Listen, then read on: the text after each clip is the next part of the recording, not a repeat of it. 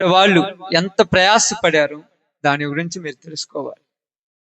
ఇక్కడ మన పరిచర్యలు 5-6 ప్రాంతాల్లో 10-15 ప్రాంతాలకు వెళ్తూ ఉంటాం మనం. ఎక్కడ కూడా మనము ఎంత జరిగిందంటే కనీసం ఒక 20 మంది 30 మంది కలుసుకుంటే జరుగుతుంది అనుకుంటా. అంతే కదా, 20-30 కుటుంబాలు కలుసుకుంటేనే ఇలాగా ఇంత గ్రాండ్గా చేసుకుంటుంటారు అనుకుంటాం. కానీ ఒకే ఒక కుటుంబం ఏడ ప్రార్థనకు వచ్చేది వాళ్ళే, ప్రార్థనలో ముందుండేది వాళ్ళే, ప్రార్థన చేయాలన్నా ఇక్కడ చర్చి నడవాలన్నా ప్రతి దానికి వాళ్ళే ముందున్నారు. నిజంగా విషయము సంతోషింపదగినది, చాలా ఆనందింపదగిన విషయం. ఇక్కడ దైవ సేవ చేస్తున్నటువంటి దైవజనులు యేసేపు గారు, ఆయన విజయవాడ ప్రాంతంలో దైవ సేవకులు అందరితో కొన్ని రోజులు పరిచర్య జరిగించి ఈ దినాన ఈ ప్రాంతంలోనికి వచ్చి సేవలో సేవలో చాలా అభివృద్ధి చేయాలని, ఈ ప్రాంతాన్ని నడిపించాలని దేవుడు వారిని ఈ ప్రాంతాలకు పంపించాడు. చాలా జాగ్రత్తగా దేవుడు వారిని ఈ ప్రాంతానికి పంపించాడు. స్తోత్రం. చాలా జాగ్రత్తగా చూడండి. ఈ ప్రాంతంకి వచ్చినప్పుడు దైవజనులు సువార్త చేస్తున్నప్పుడు తల్లిగారు, ఇక్కడ ఉన్న సిస్టర్స్ వాళ్ళు ఉన్నారు చూడండి, వాళ్ళ మన మధ్యలో వాళ్ళు ఆడున్నారు కాని కదా, ఎంతో కష్టపడుతూ ఆయనను ఇక్కడికి ప్రేమతో తీసుకొని వచ్చి ఆయన చెప్తున్న దేవుని మాటలు వింటూ ఒక 2 నెలలు ఉంటుందమ్మా, 3 నెలలు ఉంటుందా, ఎన్ని నెలమ్మా తెలియదా, గుర్తులేదా, 2-3 నెలలు అనుకుంటాను, అంతే కదా, 3 నెలలు. ఆ 3 నెలలు తర్వాత ఇంతగా జరిగిస్తున్నారంటే అది గొప్ప విషయం.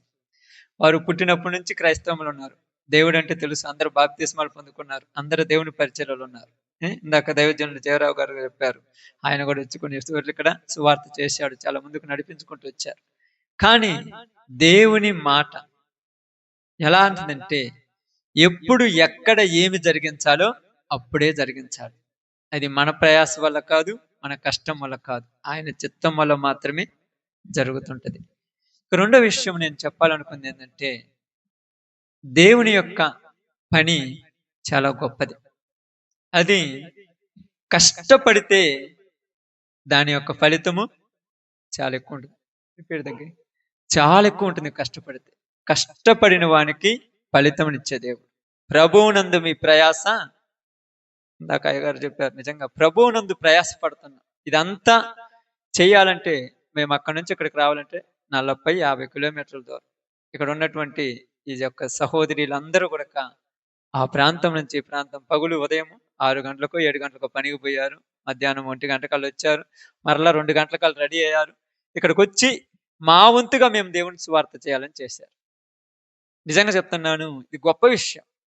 పురుషులు మనం అయితే ఇంట్లో ఊరు అడవరు, మమ్మల్ని ఊరు అరిసేవాళ్ళు లేరు. మీరు బయటికి రావాలంటే ఇంట్లో చాలా ప్రాబ్లమ్స్ ఉంటాయి, మీకు చాలా కష్టాలు పడాలి, ఎంతో మందికి సమాధానం చెప్పుకోవాలి, ఎన్నెన్నో బాధలు ఉంటాయి. బయటికి రావాలంటే ఎంతో కష్టం. అది అంతా పక్కన పెట్టేసి దేవుని కొరకు నిలబడటం అనేది గొప్ప విషయం. నిజంగా యేసేపు గారు ఒక 20 రోజుల క్రితం సెమీ క్రిస్మస్ జరిగిద్దాం బ్రదర్ ఇక్కడ అన్నారు. సెమీ క్రిస్మస్ ఏడా, నాకు నవ్వు వచ్చింది.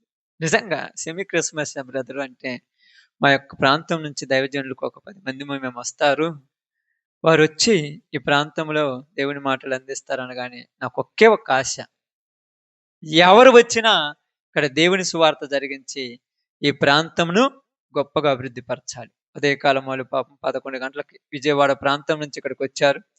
ఉదయము 11 గంటల నుంచి 3 గంటల దాకా పాస్టర్ గారు 3 గంటల దాకా మన పరిచర్య కోసమే ప్రార్థన చేశారు.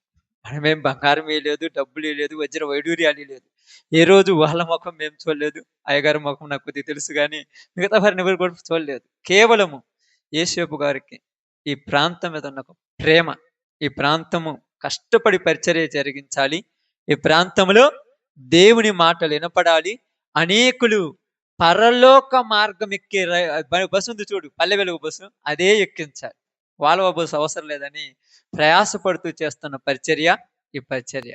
కాబట్టి ఈ పరిచర్య కొరకు నిజంగా వీళ్ళందరూ చాలా చాలా కష్టపడిన వాళ్ళే. ఉన్నోళ్ళు ఊరు కొరక కష్టపడలేదని నేను చెప్పను, చాలా కష్టపడ్డారు. ఇంకా దీని అన్నిటికీ ఒక చిన్న విషయం చెప్పి నేను ఎక్కువ సమయం కాదు, మీ టయానికి మిమ్మల్ని పంపిస్తాను. మీ టైం అంటే ఇక్కడ ఉన్న వాళ్ళకి తెలుస్తుంది, మీకు కూడా తెలుసు కొంతమందికి, ఎందుకంటే నేను అపసం వచ్చేవాడిని అనమాట, మీకు అర్థమవుతుంది.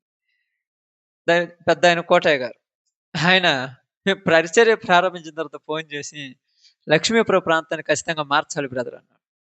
మార్చేదేందయ్యా, మేము అప్పుడప్పుడు ప్రార్థనకి వెళ్తున్నామంటే, ఖచ్చితంగా లక్ష్మీపురం ప్రాంతంలో పరిచర్య జరగాలి, అందుకొరకు నేను ప్రయాసపడతాను. ఆయన వయసు చాలా పెద్ద వయసు. నిజంగా సీమకుర్తి ప్రాంతం నుంచి ఇక్కడికి రావాలంటే మనం మిగతా వాళ్ళైతే బండేసుకొని ట్రర్రని వచ్చేస్తారు. ఆయన బస్సు ఎక్కాలి, తొనకొండలో దిగాలి, ఆడ నుంచి ఆటో ఎక్కాలి, అన్నీ చేయాలి.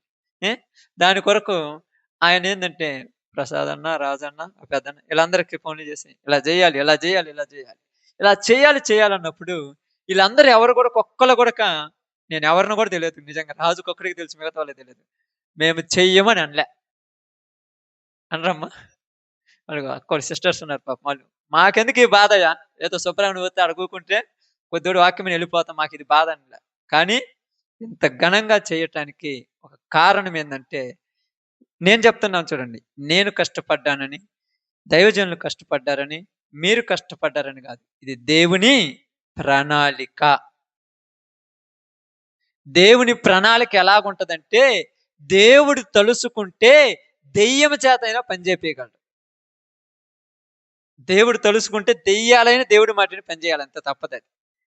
దేవుడు తలుసుకుంటే పనికి రాని వ్యక్తినైనా, నాలాంటి వ్యక్తిని పనికొచ్చేటట్టుగా మార్చుకుంటాడు. ఇది దేవుని ప్రణాళిక. ఈరోజు ఇక్కడ ఈ విషయం గురించి నేను, రాజు కొన్ని విషయాల ప్రాంతాలకు అక్కడ అడుగుతుంటే, ఏం చేస్తున్నారా మీరు, ఏం చేస్తున్నారా అని అందరూ అడుగుతున్నారు. ఏం చేయట్లేదు, సెమీ క్రిస్మస్. వాళ్ళకి సెమీ క్రిస్మస్ అంటే కూడా తెలియదు పాపం. సెమీ క్రిస్మస్ అంటే ఏందని కూడా తెలియదు, ప్రార్థన అంతే. సెమీ క్రిస్మస్ అంటే కూడా తెలియదు. మొన్న ఒకళ్ళు అంటున్నారు సిమీ క్రిస్మస్ అంట అని. అంటే తెలియదు, ఎన్ని తెలిసేవి కాదు. నిజంగా ప్రార్థన జరగాలి, జరిగిస్తున్నారు, అది ముందుకు సాగాలి. అందుకొరకు ఇలా కుటుంబాలు ప్రయాసపడుతున్నాయి. నాకు ఉన్న ఒక తపన, నేను ఒక లోకంలో మనిషిగా పుట్టిన తర్వాత ఇక్కడికి వచ్చిన తర్వాత ఒక తపన ఏంటంటే, ఈ కుటుంబానికి కొన్ని కుటుంబాలు అంటే అవి వందలు కావచ్చు, వేలు కావచ్చు, ఎన్నో కుటుంబాలు ఈ కుటుంబానికి సహకారులు ఉండి ఈ మందిరము నింపబడాలని ఒక తపన, అంతే.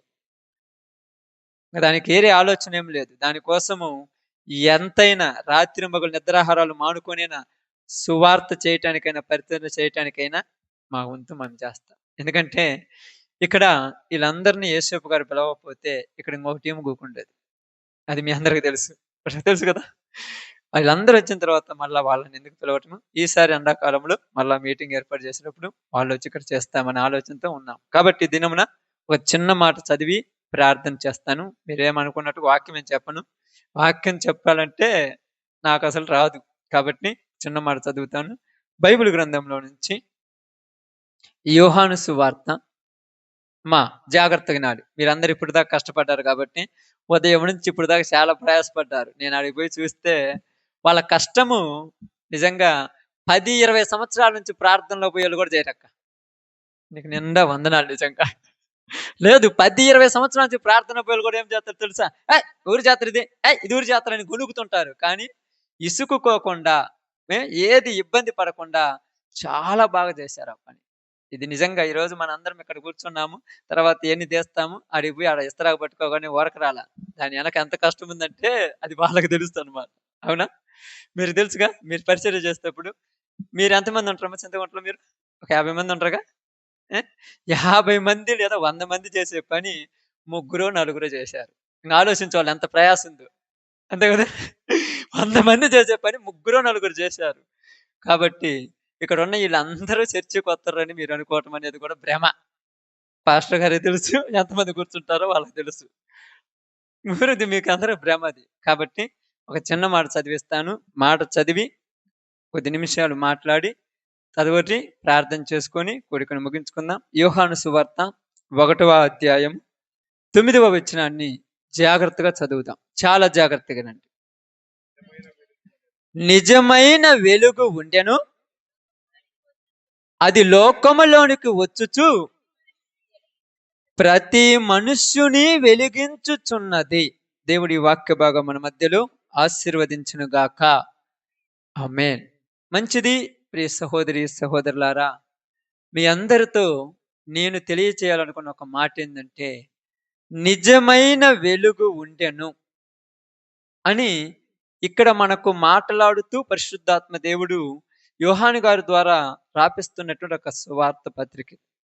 నిజమైన వెలుగు ఉండెను. అది ఎక్కడికి వచ్చుతున్నదంట? లోకములోనికి. లోకములోనికి అంటే లోకం ఏమైపోయి ఉంది? లోకం ఏమైపోయిందమ్మా? చీకటి. చీకటి అంటే మీకు అర్థమవుద్ది ప్రార్థన వేళకు. మేము ప్రార్థనలో మాకు అర్థం కాదు. చీకటి అంటే లోకం ఏమైపోయిందంటే పాడైపోయినది. ఎలా పాడైపోయిందంటే పాపముల చేతను, అపరాధముల చేతను, లోకములో ఉన్నటువంటి ప్రతి పనికి మాలిన పనిలో ప్రతి బిడ్డ గొడక వారి జీవితాలను సర్వనాశనం చేసుకొని, కుటుంబాలలో సంతోషం లేకుండా, జీవితాలలో నెమ్మది లేకుండా, ప్రశాంతత లేకుండా ప్రతి ఒక్క కుటుంబము చీకటిమయమైపోయిన కుటుంబాలే. ఎక్కడ గొడక సంతోషం కలిగిన జీవితాలు చూద్దామంటే లేవు, ఆనందం కలిగిన జీవితాలు చూద్దామంటే లేదు, పద్ధతి కలిగిన జీవితాలు చూద్దామంటే లేదు. ఇందాక అయ్యగారు చెప్పినట్టుగా పైకి టిప్ టాప్ గా కనపడే జీవితాలే గాని, పైకి చూటు బూటేసుకొని మంచిగా వస్త్రాలు కట్టుకొని మంచిగా నీటుగా కనపడే జీవితాల్లో గాని, ప్రతి మనిషి హృదయంలోనికి వెళ్ళినప్పుడు వాళ్ళ హృదయంలో తీరని వేదన, మానని ఒక బాధ, ఆ బాధను తీసేయటానికి ఎవరో వైపు చూస్తూ ఎవరో వచ్చి మా బాధలు తీసేస్తారు, మా కష్టాలు తీసేస్తారు, మా జీవితాలు మారుస్తారు, మా బ్రతుకులు మారుస్తారు, మా కుటుంబంలో ఉన్న ఈ దరిద్రాన్ని పోగొడతారని ఎక్కడికెక్కడికో ఎక్కని ప్రదేశం లేదు, వెళ్ళని ప్రాంతం లేదు, వెళ్ళని చోటు లేదు. వెళ్ళి ఇసుకు పుట్టి ఇక జీవితాల్లో మనుషులను మార్చడానికి దేవుడే లేడని దేవుని మీద నమ్మకం పోగొట్టుకున్న కుటుంబాలు 100కు 90 ఉన్నాయి ఈ రోజులలో. దేవుని మీద నమ్మకాలు లేవు మనుషులకి. ఎందుకంటే ఎన్ని మొక్కుకున్నా, ఎంత ప్రయాసపడ్డా, ఎన్ని అన్నదానాలు చేసినా, ఎంతగా దానాలు చేసినా భర్త మారట్లేదు, భార్య మారట్లేదు, పిల్లలు మారట్లేదు, జీవితాలు మారట్లేదు, వచ్చిన రోగాలు పోవట్లేదు, చేసిన అప్పులు తీరట్లేదు, చేసిన పంటకు తెగుళ్ళు మానటం లేదు. ఎందుకు మాకు ఈ పరిస్థితి వచ్చిందని ఈ ఆడవని బిడ్డ లేదు, రోధించని జీవితం లేనే లేదు. పైకి పోయి చూస్తే ఎంతో బాగుంది, ఎంతో సంతోషంగా ఉంది, మంచిగా అద్దాల మేడ కట్టుకున్నాడు, లోపల ఏసీ పెట్టుకున్నాడు, ప్రశాంతంగా ఉన్నారు అనుకుంటున్నారేమో. ప్రశాంతత అనేది కరువైపోయింది, నెమ్మది అనేది కరువైపోయింది. ఒక రకంగా చెప్పాలంటే చీకటిమయమైన జీవితాలే, నెమ్మది లేని జీవితాలే. ఒక రకంగా చెప్పాలంటే పాడైపోయి, ఉరితాడుకు దగ్గరైపోయి, ఇసాలు తెచ్చుకొని ఇంట్లో పెట్టుకొని నేను చచ్చిపోతే బాగుండునేమో, ఈ బాధల నుంచి నాకు విడుదల వస్తదేమని ఎదురు చూస్తూ ఒక్కసారి ఆ ఉడితాడు దగ్గర పోయినప్పుడు, ఆ యొక్క విషం దగ్గర పోయినప్పుడు కట్టుకున్న భార్య, కన్న బిడ్డల గుర్తొచ్చి ఏదో ఒక రకంగా మరలా బయటికి రావచ్చని ఎతుకుతూ ఏదో ఒక దేవుడు కరుణించపోడా, ఏదో ఒక వ్యక్తి మా జీవితాలను బాగుపరచకపోడా, ఎవరో ఒకరు వచ్చి మా జీవితాలకు నెమ్మదించకపోడా, నా భర్త ఏదో ఒక రోజు మారకపోడా, నా భార్య ఏదో ఒక రోజు మారకపోడా, నా బిడ్డలు ఎప్పుడో ఒక రోజు బాగుపడకపోరని కొస ఆశతో జీవిస్తున్న బ్రతుకులే ప్రతి ఒక్కరివి. అవి గుర్తుపెట్టుకోండి మీరు అందరు కూడా. మీరు అనుకున్నట్టుగా ప్రశాంతంగా ఉన్నారు, వీళ్ళకేమిలే బాగున్నాయంటే అంత ఒట్టి మాటలే. లోపలికి వెళ్ళి చూస్తే లోపల మానని వేదన, జీవితాలలో మానని బాధ, కొడుకు గురించి ఏడ్చే తల్లులు, భర్త గురించి ఏడ్చే భార్యలు, భార్యల గురించి ఏడ్చే భర్తలు, పిల్లల గురించి ఒకరితో ఒకరు చెప్పుకొని కన్నీరు కారుస్తూ ఎవరికి చెప్పాలో, ఎక్కడికి వెళ్ళాలో, భర్త దగ్గరికి వెళితే భర్త పాడైపోయినాడు, తల్లిదండ్రుల దగ్గరికి వెళితే ఒక ఇంటికి ఇచ్చాము, నువ్వెందుకు నా దగ్గరికి వచ్చామంటున్నారు, అన్నదమ్ముల దగ్గరికి వెళితే నీ ఆస్తి నీకు పంచిచ్చాము, మా దగ్గరకు రావద్దు, ఆ దరిద్రం మాకు అంటుకుంటుందని నిన్ను దగ్గరకు కూడా రాకుండా వెలివేసే జీవితాలలో ఉన్న కుటుంబాలే ప్రతిదీ. ఈ కుటుంబాలకు నెమ్మది కావాలి, ఈ బ్రతుకులకు ఆనందం కావాలి, ఈ జీవితాలకు సంతోషం కావాలని ఎక్కడ లేకుండా ఏదో ఒక రకంగా ఎదురు చూస్తూ ఉంటే ఏదో ఒక దేవుడు వచ్చి కరుణిస్తాడంటే కరుణించినట్టుగానే కరుణించి మళ్ళా పీసిపోతాడు. 2 రోజుల సంతోషం, నేను మానుకున్నాను నీ మీద ఒట్టన్నాడు మందు, ఇంట్లోకి వచ్చాడు, ఏంది మానుకున్నాను, మరుసటి రోజు వచ్చింది పెద్ద పండగ. ఈ ఒక్కరోజేలే. ఆ రోజు నువ్వు అనుకున్నావు, చికెన్ తెచ్చుకున్నావు, మటన్ తెచ్చుకున్నావు, బిర్యానీ చేసుకున్నావు, రెడీ చేసుకున్నావు, ఇంట్లో పెట్టుకున్నావు, ఇక తిందాములంటే వెంటనే ఫోన్ రింగ్ అవుతుంది. ఏందిలే ఫోన్ అనుకుంటే ఇదిగో నీ భర్త తాగి ఒడ్డున పడిపోయాడు, వచ్చి తీసుకపోదు రమ్మన్నప్పుడు ఆ బిర్యానీ ఎవరు తినాలి, ఇది ఎవరు తినాలన్నప్పుడు ఆ చిన్నపిల్లడు వచ్చి మమ్మీ అన్నం తిందామంటే వాళ్ళకి అన్నం పెట్టలేక, పడిపోయిన బిడ్డని ఇంటికి తీసుకురావాలని తెలియక అలాంటి చీకటి బ్రతుకులో బతుకుతున్న ప్రతి కుటుంబానికి ఈ రోజు నిజమైన వెలుగు రావాలంటే యేసు ప్రభు అనేటువంటి ఒక వ్యక్తి ఉదయించాలి. అది అర్థం కాల క్రైస్తవులకి, దేవసానికి ఎవరికి అర్థం కాలే. ఏమంటారంటే ప్రార్థన అంటే మేము మతం మార్చుకాము, మతాలు మారే రోజులు పోయాయి, జీవితాలు మారాలని ఈ రోజు ఇక్కడ సువార్త ప్రకటిస్తున్నాం. బ్రతుకులు మారాలి, పరిస్థితులు మారాలి, నీ జీవితంలో ఉన్నటువంటి అంధత్వం పోవాలి, నీ పరిస్థితుల్లో ఉన్నటువంటి చీకటి వెళ్ళిపోవాలి. ఆ చీకటిలో ఎలాగైతే బాధ పైకి కాని రాకుండా లోపల కరుమరుగైపోతున్నారో, చీకటి కార్యాలతో జీవితాలు ఎలాగున్నాయో ప్రతి మనిషి బ్రతుకు కూడా ఈ రోజు అలాంటి పరిస్థితిలో, నీచమైన స్థితిలో, ఎవరికి చెప్పుకుంటే తీరలేని బాధలో, భార్యతో చెప్పుకుందామా, భర్తతో చెప్పుకుందామా, స్నేహితులతో చెప్పుకుందామా, ఎక్కడ చెప్పుకుంటే సిగ్గుపోతుందన్న భయంతో లోపల కుమిలిపోయి బయటికి చెప్పలేక, లోపల దాచిపెట్టుకోలేక సీక్రెట్ నెంబర్లో లోపల లాకర్లో పెట్టుకున్న జీవితాలే ప్రతి ఒక్కడి. బాగుపడేది లేదు. బాగుపడదామనుకుంటే ఎక్కడ బాగు చేద్దాం, ఏ వైపు బాగు చేయాలి? చుట్టుపక్కల ఎలాగున్నాయి? నీ మీద కత్తులున్నాయి. ఏ కత్తి నీ మీద కొత్తది అర్థం కాలేదు. అలాంటప్పుడు ఇక్కడ రాయబడింది, నిజమైన వెలుగు ఉండెను. ఏ వెలుగు అంటమ్మా? నిజమైన వెలుగు. అంటే ఇంకొక వెలుగు ఏమన్నది? అబద్ధమైన వెలుగు కూడా ఉంటుంది తెలుసా? అబద్ధం ఎట్లా చెప్పండి అక్క, ఎట్లా చెప్పండి అమ్మ అబద్ధము. అప్పటికప్పుడే సంతోషాన్ని నీకు చెప్తా, అబ్బా ఈరోజు పండగ చేస్తాను ఎందుకంటే నా బిడ్డ మారాడు. అప్పటికప్పుడే పూర్తిగా మారుండడు. 4 రోజుల తర్వాత మరలా అదే స్థితి. నా భార్య మారింది, అప్పటికప్పుడే 4 రోజుల తర్వాత మరలా అదే పరిస్థితి. నా భర్త మారాడు, అప్పటికప్పుడే 4 రోజుల తర్వాత అదే పరిస్థితి. 30 రోజులు, 40 రోజులు, 50 రోజులు, 100 రోజులు, 90 రోజులు తర్వాత మరలా యథాస్థితే. నిజముగా మారాలంటే బైబిల్ ఇక్కడ ఏం చెప్తుందంటే, ఇక్కడ మీ అందరికీ తెలపబడినటువంటి మాట మీరందరూ బాగా గమనించి ఆలోచించండి. మత్తయి సువార్తలు అనుకుంటాను, ఒక చిన్న మాట మీరు బాగా గమనించండి. ఈరోజు మీ అందరికి అర్థం కావటానికి చెప్తున్నాను చూడండి. మత్తయి సువార్తలు 2వ అధ్యాయంలో చూడండి ఒక మాట. 1వ అధ్యాయంలో అనుకుంటే ఆ మాట మీరు చూడండి.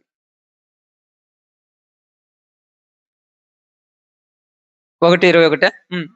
ఆమె ఒక కుమారుని కనును.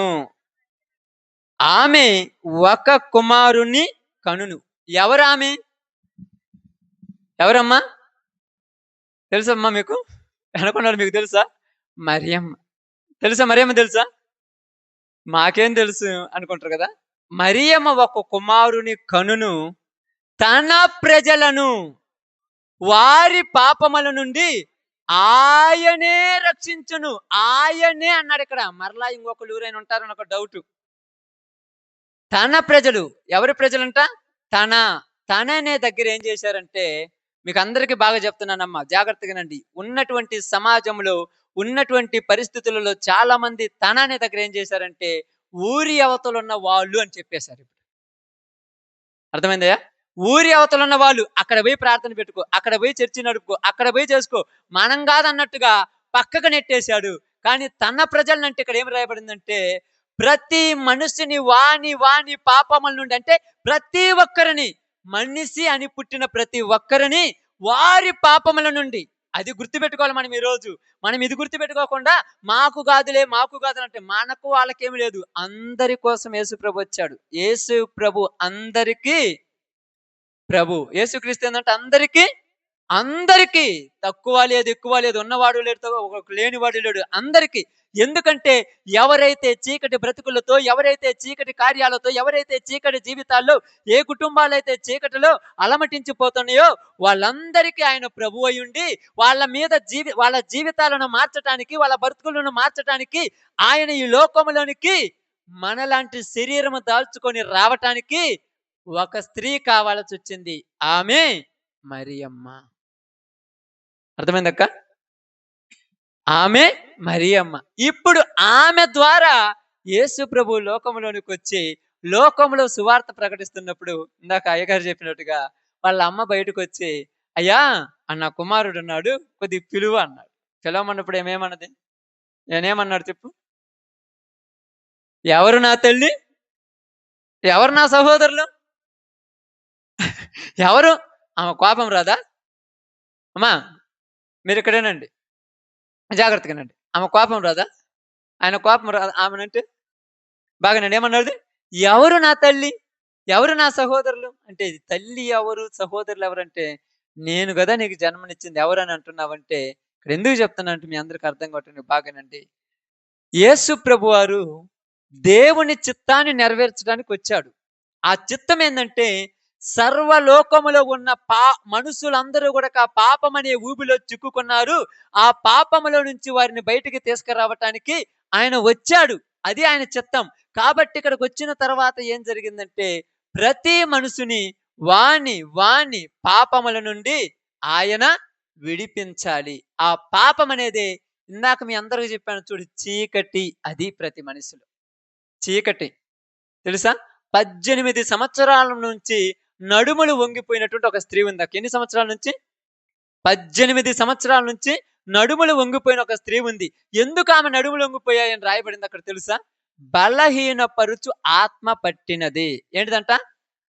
బలహీనపరిచే ఆత్మ. బలహీనపరుచు ఆత్మ పట్టగానే నడుములు వంగిపోయి ఇంకా పైకి లేయట్లా. అయ్యా 10 నిమిషాలు కూర్చోండి, మీ టైం అయిపోయింది, మా టైం కూడా అయిపోయింది. చూడండి చూడండి, బలహీనపరుచు ఆత్మ ఆమెను బట్టి ఏం చేసింది? నడుములు వంగిపోయాయి. హాస్పిటల్కి పోయినా జబ్బు లేదన్నారు, ఎక్కడ వైద్యాల దగ్గర పోయినా జబ్బు లేదన్నారు, ఎక్కడికి పోయినా జబ్బు లేదన్నారు, ఏమీ బాగలేదు అన్నీ బాగున్నాయన్నారు. అన్నీ బాగుంటే మరి నడుములు ఎందుకు వంగిపోయాయి? బాగా ఆలోచించండి. అన్నీ బాగున్నాయి, మరి నడుములు వంగిపోయాయి, పైకి లేయటంలా ఎందుకు చెప్పండి? బాగానండి. ఈ రోజులలో ప్రతి మనిషి జీవితము అంతా బాగానే ఉంది, మరి ఎందుకు ఆ పరిస్థితుల నుంచి బయటికి రాలేకపోతున్నారు? ఎప్పుడైనా తెలిసిందా? ఎప్పుడైనా తెలుసాయా? కొన్ని పరిస్థితులు ఉన్నాయి, అంతా బాగా తెలుసు వాడికి, మరి ఎందుకు బయటికి రాలేకపోతున్నావు? నీకు అన్ని తెలుసు కదా. నీ భార్య కష్టం తెలుసు, నీ బిడ్డల కష్టం తెలుసు, నీ భర్త కష్టం తెలుసు, నీ పిల్లల జీవితాలు తెలుసు, వాళ్ళందరి భవిష్యత్తు నీకు తెలుసు కదా, వాళ్ళందరూ బాగుపడాలని తెలుసు కదా. అయినా కూడా నువ్వు ఆ స్థితిలోనే ఉండి 10 సంవత్సరాల నుంచి, 15 సంవత్సరాల నుంచి, 18 సంవత్సరాల నుంచి, 20 సంవత్సరాల నుంచి, 5 సంవత్సరాల నుంచి అదే పరిస్థితులు ఉండి ఏ రోజైనా బయటికి రావాలని నీకు అనిపించలేదా? చెప్పండి, అనిపిదా? ఇక్కడ ఉన్నారుగా మనోళ్ళు అందరు, మన బ్యాచేనా? నాలాంటి వాళ్ళే కదా, ఇదివరకు నాలాంటి వాళ్ళు అందరము. ఎందుకు అనిపిదు? తాగేటప్పుడు అనిపిదా? తాగుడు మానిన తర్వాత ఇంటికాడ కూర్చున్నప్పుడు భార్య ఏడుస్తుంటే జీవితంలో తాగితే నన్ను కొట్టాను, నీ మీద ఒట్టన్నావు. ఎందుకు తెలుసా? ఆ మనిషి కూడా అనిపిస్తుందక్క. తెచ్చిన 1000 రూపాయలు సారాయి అంగడికి 500, చికెన్కు మటన్కు 500 పోతే నా భార్యకి ఏమి ఇవ్వాలి, నా బిడ్డలకి ఏమి ఇవ్వాలి ఆ మనిషికి కూడా అనిపిస్తుంది. మీకు తెలుసో తెలియదు కానీ అనిపించినా ఆ బలహీనపరుచు ఆత్మ, ఆ నడుములు వంగిపోయిన ఆమెకు బలహీనపరుచు ఆత్మ పట్టినట్టు ఒకళ్ళకి త్రాగుబోతాత్మ, ఒకళ్ళకి తిరుగుబోతాత్మ, ఒకళ్ళకి టీవీ సీరియల్ ఆత్మ, ఒకళ్ళకి జోదాల ఆత్మ, ఒకళ్ళకి బెట్టింగ్ల ఆత్మలు బట్టి చేతికి డబ్బులు రాగానే భార్య గుర్తు రావట్లేదు, పిల్లల గుర్తు రావట్లేదు, భర్త గుర్తు రావట్లేదు. ఎమ్మటనే ఒకడికి సారాయంగడు గుర్తొస్తుంది, ఒకడికి బెట్టింగ్ యాప్లు గుర్తొస్తున్నాయి, ఒకడికి వ్యభిచార కొంపలు గుర్తొస్తున్నాయి. ఈ రాగానే ఇదే వస్తుంది. ఆడికి పోయి డబ్బులన్నీ ఖర్చు పెట్టి ఇంటికి వచ్చేటప్పుడు మళ్ళా భార్య పిల్లలు గుర్తొస్తున్నారు. అనిపిస్తుంది నాకు కూడా ఉన్నది మారాలని, నాకు కూడా ఉన్నది పని చేయకూడదని, అందరికి ఉన్నది అది చేయకూడదని. కానీ ఎందుకు బయటికి రాలేకపోతున్నారంటే ఇలాంటి రకమైన ఒక బలహీనపరిచే ఆత్మ పట్టింది. అది వీక్నెస్ అంటారు దాన్ని. ఏంటంటది? వీక్నెస్, బలహీనత. ఈ బలహీనత ఉండటం వల్ల వాళ్ళు ఏ పని చేయాలనుకున్న ముందుకు రాలేకపోతున్నారు. అందుకని యేసుప్రభు అన్నారు, ఆ బలహీనపరుచు ఆత్మ పట్టిన ఆమె దగ్గరికి వెళ్ళి, ఇదిగో 18 సంవత్సరాల నుంచి అపవాది బంధించిన ఈమెను ఈ కట్ల నుంచి విడిపించాలా వద్దని అడిగాడమ్మా. చెప్పండి, విడిపించాలా వద్దయా? మీరు కాదమ్మా, మామూలు చెప్పాలి. విడిపించాలి వద్దా? త్రాగుబోతుతనంలో ఉన్నోని త్రాగుబోతు నుంచి బయటికి తీసుకురావాలా వద్దా? వ్యభిచారాలకు అలవాటు పడ్డోళ్ళని వాళ్ళ నుంచి బయటికి తీసుకురావాలి వద్దా? బెట్టింగ్ యాప్లకు అలవాటు పడ్డోళ్ళని దాంట్లో నుంచి బయటికి తీసుకురావాలి వద్దా? చెప్పండి. తీసుకొస్తే కుటుంబాలు బాగుంటాయా? దాంట్లో నుంచి బాగుంటాయమ్మా? తీసుకొస్తే బాగుంటాయా? నిజంగానా? అందరికి సంతోషమేనా? అలా తీసుకురావటానికి ఎవరు వచ్చారు? యేసు ప్రభు వచ్చాడు. అడుగుతున్నాడు, అమ్మా నీకు ఏమి కావాలంటే ఈ నడుము లొంగిపోయిన పరిస్థితి నుంచి నన్ను బయటికి తీసుకురా, అంతే నాకు చాలు. అదే ₹1,00,00,000. 15 లక్షలు లేదా 10,000 కోట్లు ఇచ్చినా భార్యకు సంతోషం ఉండదు, భర్తకు సంతోషం ఉండదు. వాళ్ళిద్దరి జీవితాలలో పాపం నుంచి బయటికి తీసుకొస్తే అదే సంతోషం. మాకు తెలుసా? పొడికారము పాసిపోయిన అన్నం తీసుకొని తిన్నా వాళ్ళు కుదార్థంగా ఉంటే అదే చాలు. అర్థమవుతుందా? కాబట్టి ఈ బలహీనపరిచే ఆత్మ బట్టి నేమను యేసు ప్రభు వెళ్ళి ఆ బంధకాల నుంచి ఏం చేశాడు? విడిపించాడు. ఈరోజు నీతో నాతో దేవుడు మాట్లాడిన ఒక మాట ఏం తెలుసా?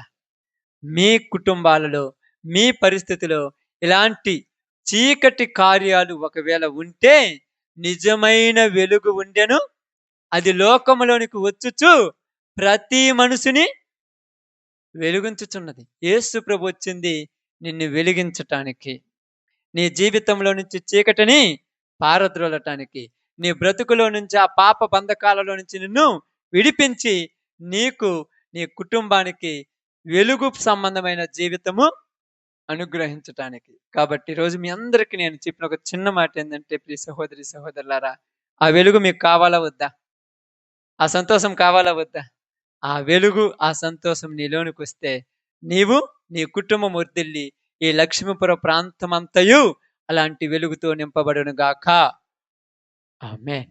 నిజంగా ప్రియ సహోదరి సహోదరులారా, సమయములో ప్రార్థన చేసుకునేటువంటి ముందు మన మధ్యలో పెద్దలు కోటయ్య గారు